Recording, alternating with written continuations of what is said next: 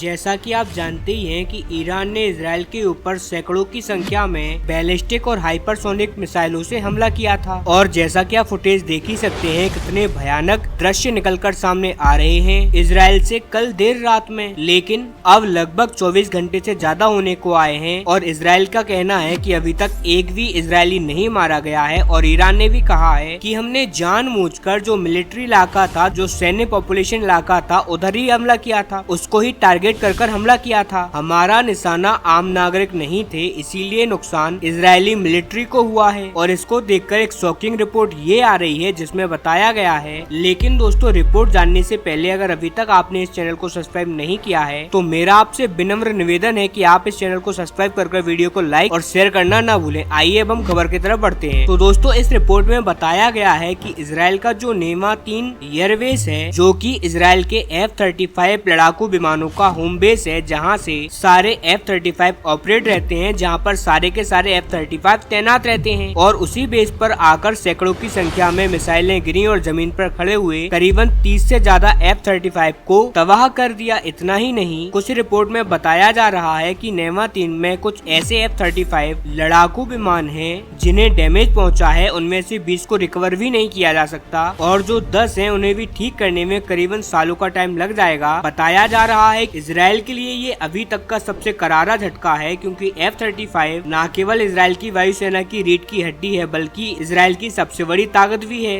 F-35 ही वो कारण है जिसकी वजह से कोई भी अरब देश इजराइल के सामने टिक ही नहीं सकता। ये इतना घातक और इम्पोर्टेंट है इजराइल के लिए, यहाँ तक कि जितनी भी एयर स्ट्राइक अभी तक इजराइल ने करी है ईरान के अंदर घुसकर, वो सभी की सभी F-35 से ही की गई हैं। और भविष्य में भी अगर इजराइल कोई भी एयर स्ट्राइक करता है ईरान के ऊपर तो वो भी F-35 के द्वारा ही करी जाएगी, क्योंकि F-35 एक ऐसा लड़ाकू विमान है जिसे दुनिया का कोई भी रडार डिटेक्ट नहीं कर सकता। यानी कि ये अरब देशों के ऊपर से उड़ते हुए ईरान पहुंच जाएगा, फिर ईरान के अंदर घुसकर वहाँ की राजधानी तेहरान के ऊपर बमबारी कर वापस इजराइल आ जाएगा और ईरान को पता भी नहीं चलेगा कि आखिरकार हुआ क्या उनके साथ, कौन आया और कौन उनके ऊपर बम गिराकर कब कहां से चला गया। ये इतना ज्यादा एडवांस है, इसका खौफ तमाम अरब देश और ईरान में बहुत ज्यादा है। और यही कारण है कि अगर ईरान वाकई में ही 20 तो छोड़िए, अगर 10 F-35 लड़ाकू विमान को मारने में भी कामयाब हुआ है तो ये ईरान के इतिहास की सबसे बड़ी उपलब्धि होगी, क्योंकि इससे इजराइल का जो अटैक है न केवल वो खुद मंदा पड़ जाएगा बल्कि इजराइल की वायुसेना बहुत ज्यादा कमजोर हो जाएगी, जो